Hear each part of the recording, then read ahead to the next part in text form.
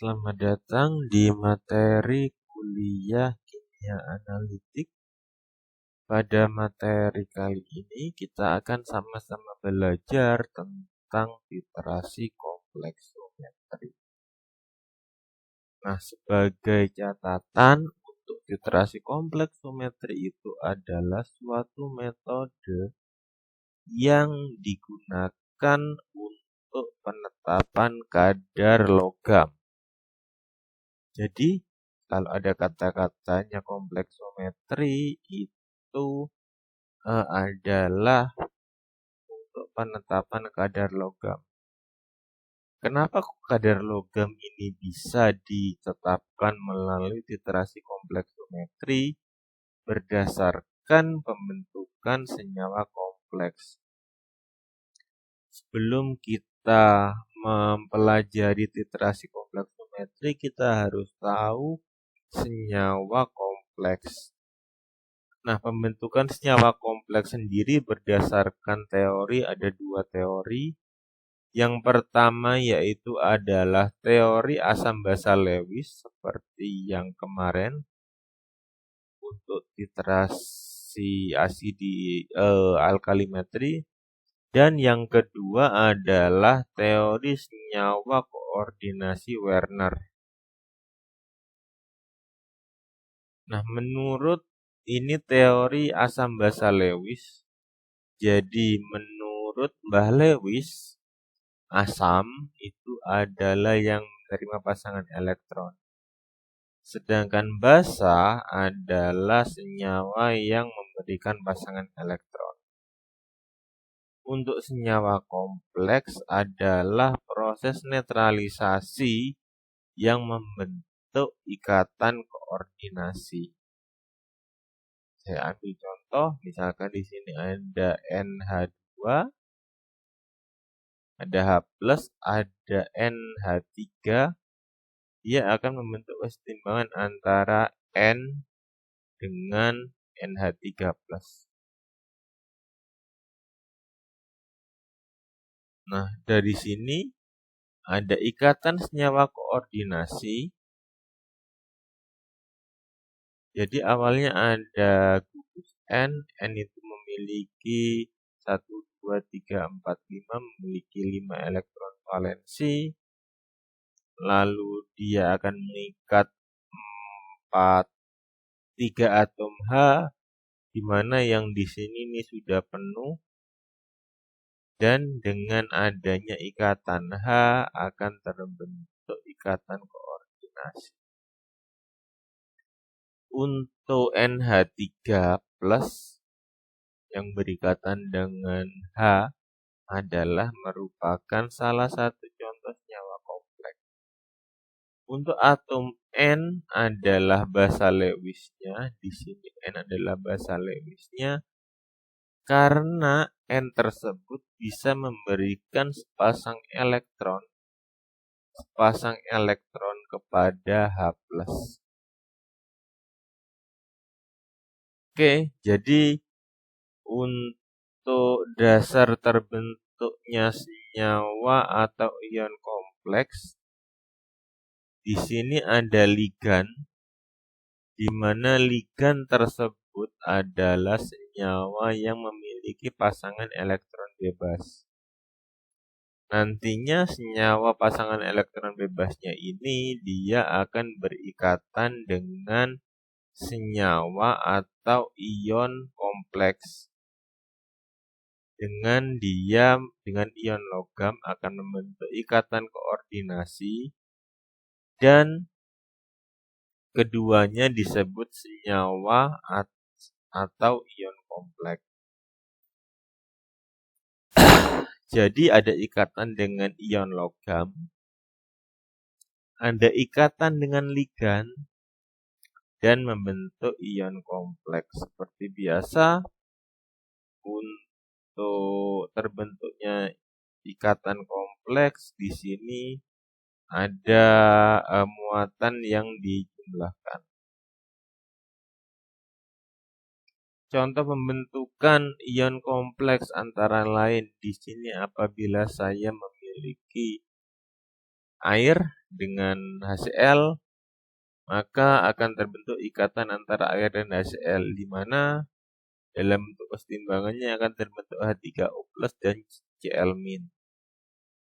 Lalu apabila saya memiliki senyawa amina yang saya reaksikan dengan suatu HCl, maka akan terbentuk amin tersebut berikatan dengan HCl, dan apabila dituliskan kesetimbangannya akan bentuk R3NH+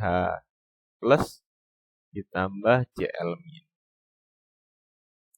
Jadi untuk reaksi kompleks merupakan reaksi netralisasi dari asam dan basa. Oke, ini adalah contoh aplikasi untuk senyawa kompleks. Saya ambil contoh senyawanya adalah perak. Perak itu merupakan logam. Logam tersebut merupakan asam Lewis. Dan ligan-ligannya merupakan basa Lewis, sehingga apabila dia berikatan akan membentuk senyawa kompleks. Gugus atau molekul ligan itu merupakan senyawa atau molekul yang terikat pada sentral logam.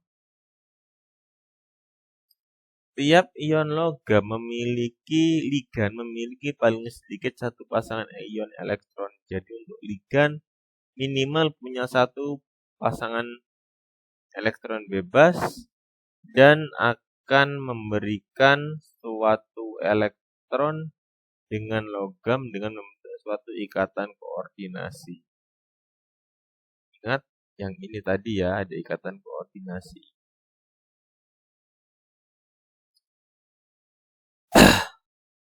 Nah, untuk ligan logam sendiri dia memiliki orbital-orbital yang sunyi, sehingga bisa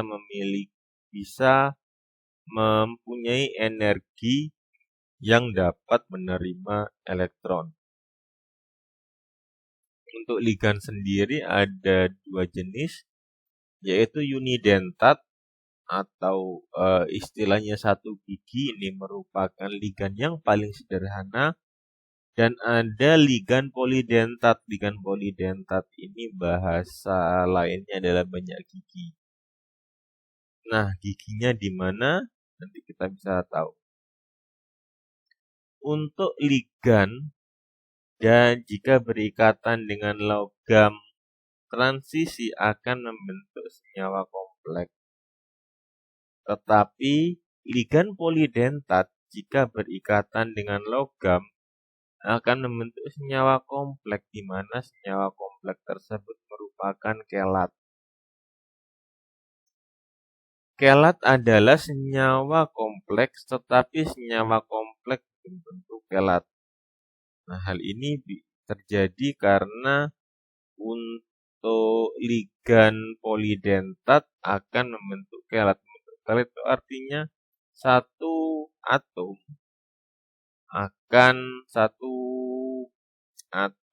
dari ligan polidentat tersebut akan mampu mengikat lebih dari satu pasangan elektron dari logamnya. Maka istilahnya polidentat, gigit. Jadi gigitannya ada banyak. Contohnya untuk logam unidentat yang sederhana adalah H2O, air, NH3, sianida, dan klorida. Lalu ini adalah contoh logam polidentat. Ada EDTA, ada alfa nitroso, ada beta naftol, ada dimetil glioksim.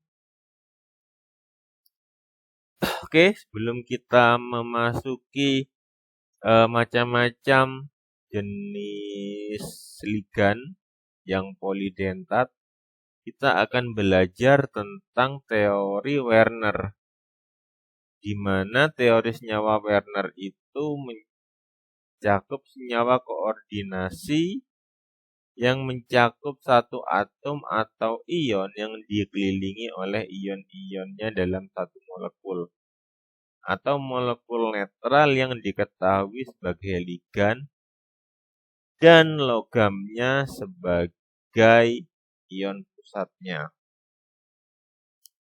Saya ambil contoh. Bilangan Werner nanti untuk Werner akan dinyatakan sebagai suatu bilangan yang berikatan dengan logam. Apabila ada senyawa FnNH3 4 kali 2+, maka bilangan Werner-nya adalah 4 karena posisi Zn-nya ada di tengah dan dikelilingi oleh senyawa NH4.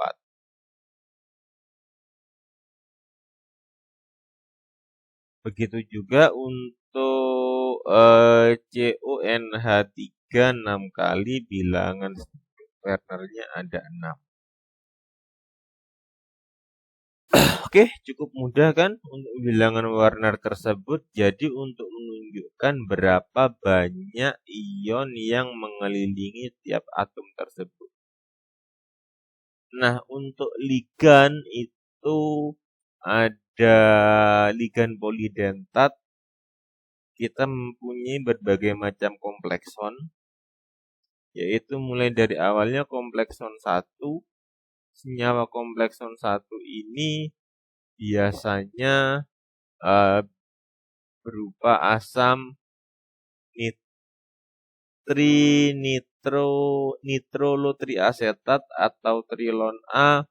Senyawa tersebut sukar larut dalam air dan biasanya dipakai garam Na-nya. Memiliki 3 pKa, 1,79, 2,49, dan 4,3. Nah, apabila senyawa tersebut dalam air, maka akan terlepas dalam tanda kutip ya gugusannya di sini, dan akan memiliki pasangan elektron bebas COOH. COO minusnya itu yang akan menjadi pasangan elektron bebasnya. Lalu selanjutnya ada komplekson 2, di mana komplekson 2 itu disebut asam etilen diamin tetraasetat atau yang kita kenal dengan istilah EDTA, di mana untuk EDTA sendiri akan memiliki gugus yang mampu mengikat pada logamnya. Jadi untuk komplekson 1 itu hanya terdiri dari 1 seperti ini saja. Kalau 2 komplekson dia terdiri dari gabungan antara satu komplekson 1 dengan komplekson yang lain. Untuk komplekson 3 biasanya berupa dari garam NaEDTA dan biasanya dibuat dari komplekson 2. Nah, untuk komplekson 4 sendiri itu merupakan gabungan dari berbagai macam komplekson tersebut. Contohnya adalah asam 1,2-diaminosikloheksan N atau N-tetraasetat. Sifatnya adalah sukar larut dalam air dan dapat dipakai garam Na-nya.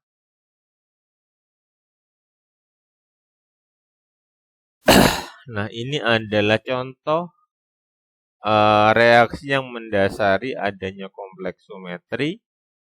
Jadi apabila ada satu ion logam dengan 1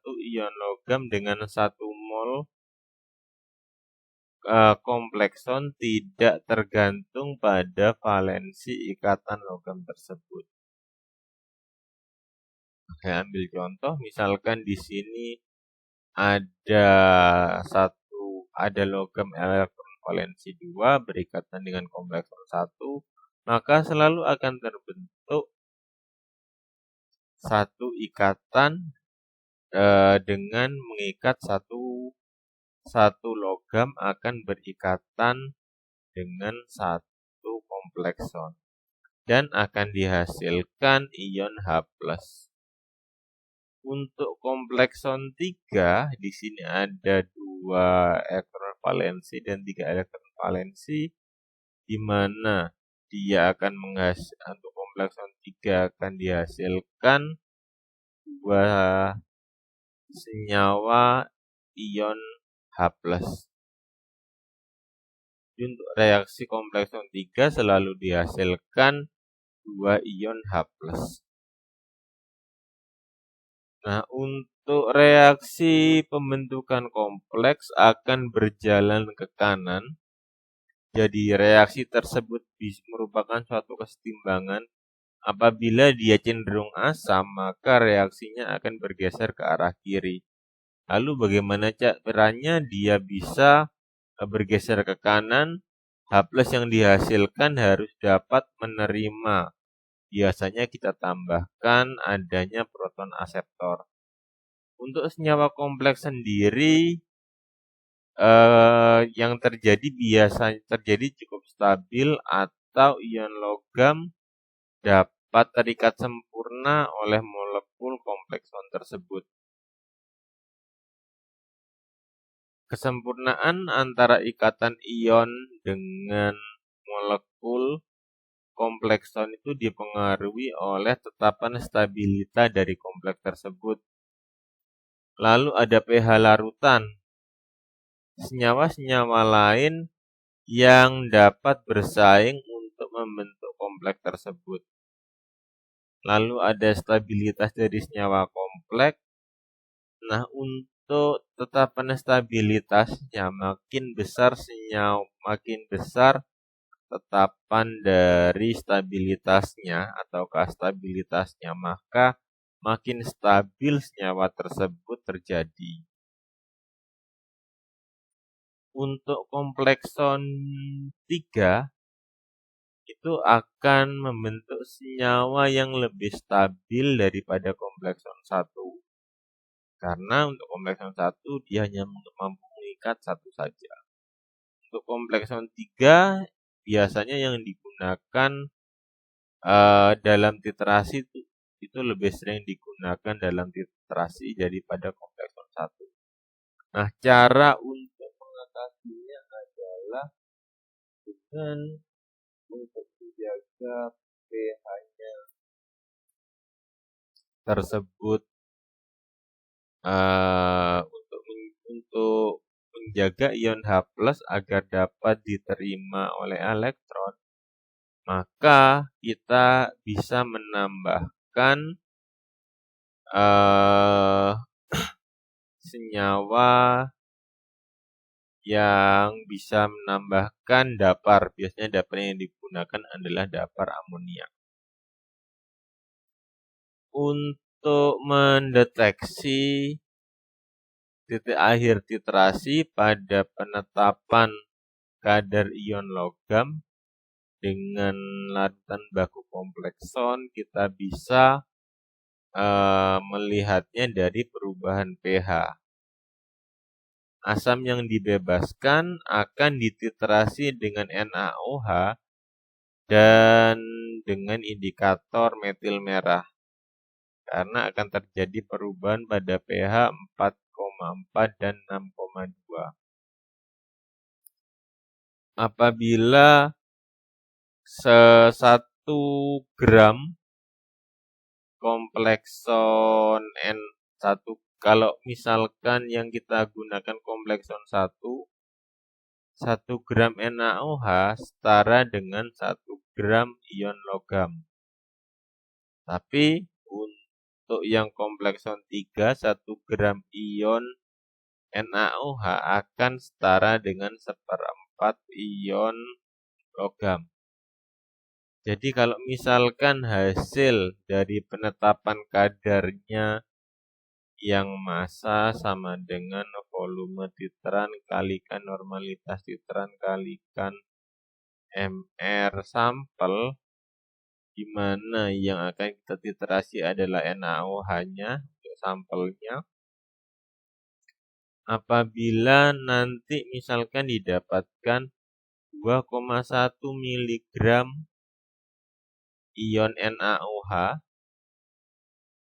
dan komplekson yang kita gunakan merupakan komplekson 3, maka ion logam yang terbentuk atau yang terkandung pada sampel adalah 8,4 mg. Kan 1 gram NaOH itu setara dengan 1/4 gram ion logam. Oh ya, kembali ini bukan 8, tapi 2, kalau misalkan ini 2,1 dibagi 4, maka hasil yang diperoleh adalah ion logamnya yang di sini itu akan menghasilkan 0,525. Ini salah ya tadi yang 8 ya. Saya ulangi lagi. Untuk 1 gram itu setara 1/4 gram. Jadi kalau misalkan hasil dari penetapan kadar NaOH-nya itu seberat 2,1 mg, itu ion logamnya berapa? Tadi ini 1, yang ini 1/4 gram.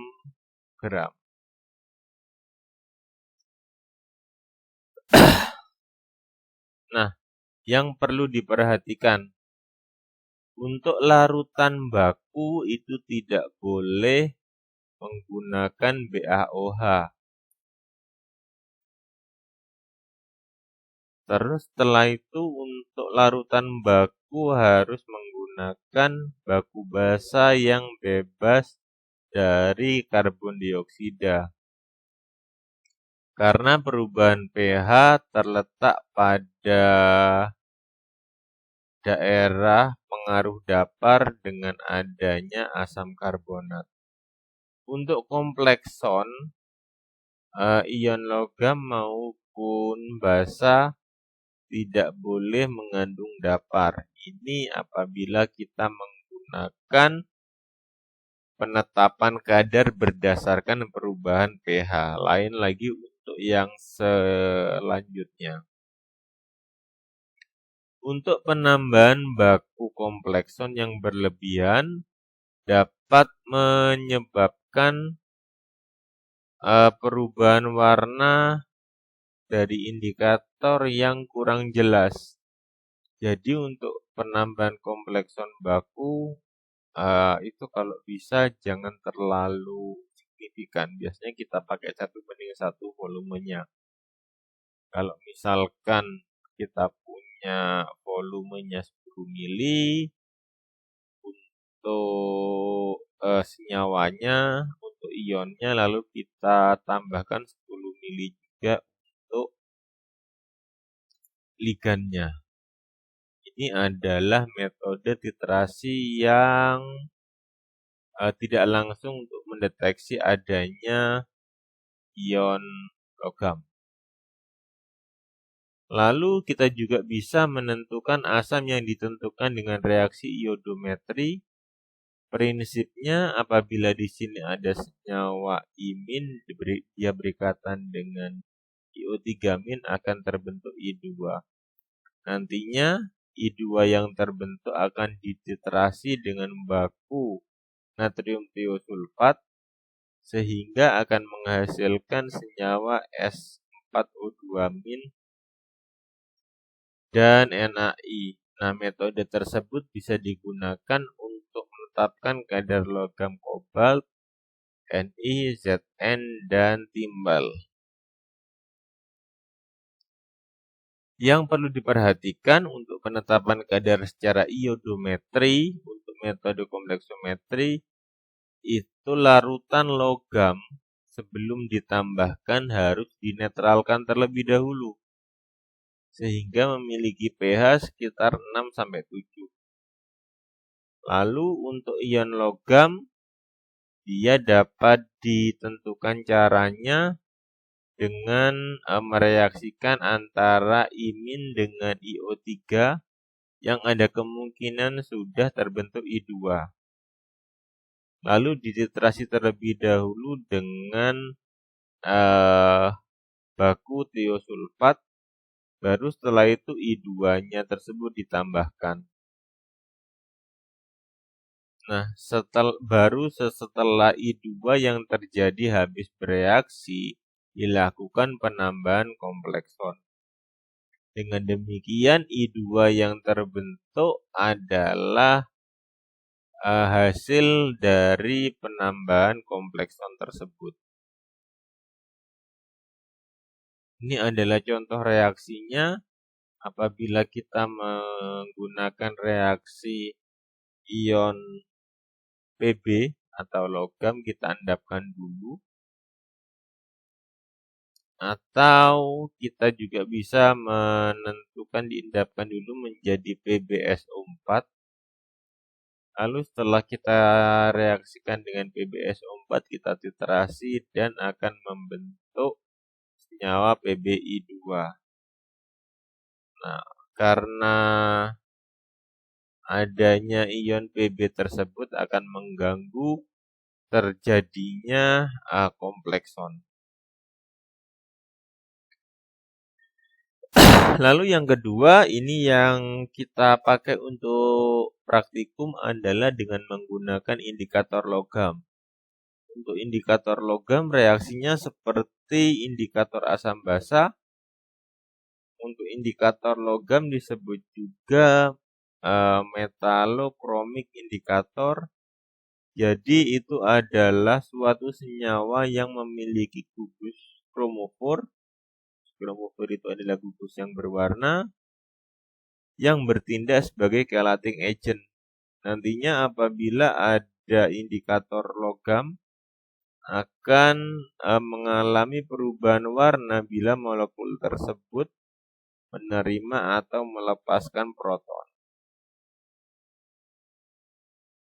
Untuk warna indikator tersebut warna indikator yang bebas, artinya tidak berikatan dengan senyawa logam tersebut, itu tidak sama dengan warna indikator yang berikatan dengan kompleks logam. Jadi prinsipnya kita mereaksikan antara senyawa logam dengan senyawa ligan sampai ekivalen. Ketika ekivalen, begitu ada kelebihan sedikit dari ligannya, maka senyawa tersebut akan ligan tersebut akan membuat perubahan warna dengan indikator logam tersebut. Jadi ketika logamnya sudah habis, dia ada ligannya kelebihan, maka akan menghasilkan warna yang berbeda. Nah, untuk logam plus indikator yang bebas yang tidak berikatan, misalnya berwarna biru, ketika ada logam dengan indikator membentuk kompleks, dia berwarna merah. Untuk titrasi kompleksometri, jika kita menggunakan indikator logam, kita perlu menambahkan buffer karena selalu dihasilkan ion H+. Jadi untuk yang pemakaian indikator logam kita perlu H+, tetapi apabila kita mendeteksinya dengan menggunakan perubahan pH, maka kita tidak perlu menambahkan dapar. Ini adalah contoh indikator yang kita pakai adalah EBT, Eriophyllum Black Tea, Dimana kalau misalkan pH-nya dia pada suasana agak asam berwarna ungu, berwarna orange, apabila pH-nya 6 sampai 11 dia berwarna biru dan 11 ke atas berwarna orange.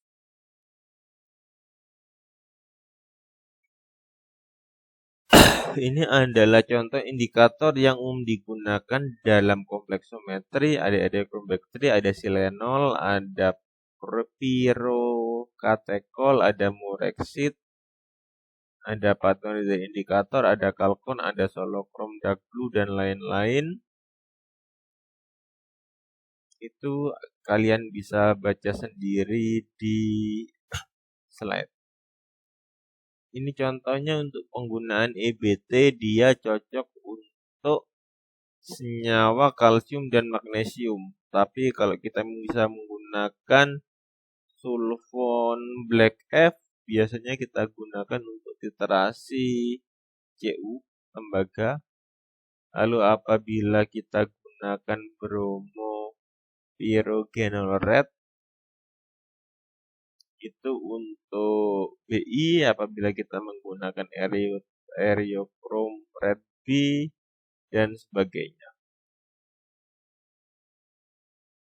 Nah, untuk indikator eriochrome black tea tersebut, dia akan membentuk senyawa yang berwarna lain dalam bentuk kompleks. Nah, ini adalah contoh reaksinya apabila ada air, dia berikatan dengan senyawa logam, akan berwarna merah pada suasana asam. Tetapi apabila kita memberikan suasana yang berlebihan, basa yang berlebihan, maka nanti dengan adanya dilepaskannya ion H+, maka akan menghasilkan warnanya yang awalnya berwarna biru menjadi warna merah. Nah, senyawa ini kompleks logam M dengan eriochrome black tea akan berwarna merah, yaitu sebagai H2 logam minus. Untuk kelebihan EDTA, apabila kita EDTA-nya sudah berlebihan, maka larutannya akan menjadi berwarna biru. Karena ikatan logamnya tersebut sudah berikatan dengan EDTA semua. Ini adalah rentang penggunaan pH dari indikatornya. Dan di sini ada logam yang kita bisa uji dengan menggunakan indikator tersebut. Untuk cara kompleksometri dengan indikator logam bisa digunakan titrasi langsung. Ini yang kita gunakan. Kita gunakan buffer pH 10, biasanya kita gunakan buffer salmia atau amonia. Kemudian dititrasi dengan baku EDTA. Lalu ada juga kita dengan menggunakan metode titrasi tidak langsung, di mana ion logam kita tambahkan larutan baku EDTA yang sudah di buffer, lalu kita tambahkan indikator logamnya. Kelebihan larutan tersebut akan dititrasi lagi oleh baku. Misalnya kita gunakan ZnSO4, MgSO2 atau CaCl2. Kenapa kok diperlukan titrasi tidak langsung? Karena beberapa ion logam tersebut dapat membentuk kelat yang sempurna pada pH yang lebih besar daripada 6, baik untuk komplekson dan indikator logam. Untuk membentuk kompleks antara indikator EDTA sangat lambat, dan untuk logam-logam yang sukar larut pada suasana basah, itu kita bisa tambahkan larutan baku komplekson terlebih dahulu pada pH rendah, baru setelah itu larutan pH-nya dinetralkan, Setelah itu ditambah larutan buffer dan dapat dititerasi lagi dengan larutan baku. Misalnya kita gunakan ZnSO4. Dan ada logam yang tidak dapat dilakukan titerasi sesuai dengan indikator, tidak dapat tidak didapatkan indikator logam apabila tidak ada indikator logamnya yang sesuai. Misal senyawa tersebut tidak ada pada daftar ini.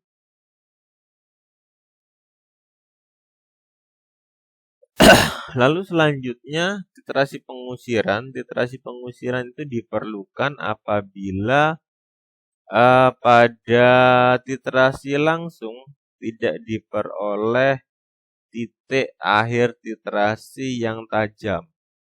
Biasanya karena ion logam yang membentuk kompleks sound itu lebih stabil daripada ion kompleks logam tertentu. Nah, oleh sebab itu apabila kita mau biasanya ini adalah untuk menetapkan kadar raksa. Kita biasanya tambahkan senyawa magnesium yang berlebih sehingga akan terbentuk kompleks antara Hg dengan senyawa komplekson tersebut. Nah, hasilnya baru Mg yang dibebaskan yang di sini dititerasi dengan EDTA. Dan indikator EBT dengan pH 10 berupa buffer salmiak. Nanti adanya jumlah Mg2+ yang dibebaskan akan ekivalen dengan konsentrasi Hg2+ berdasarkan reaksi ini. Ini kan ekivalensinya satu semua. Oke, demikian untuk materi titerasi kompleksometri. Apabila ada yang didiskusikan, mari kita berdiskusi di Microsoft Teams. Terima kasih.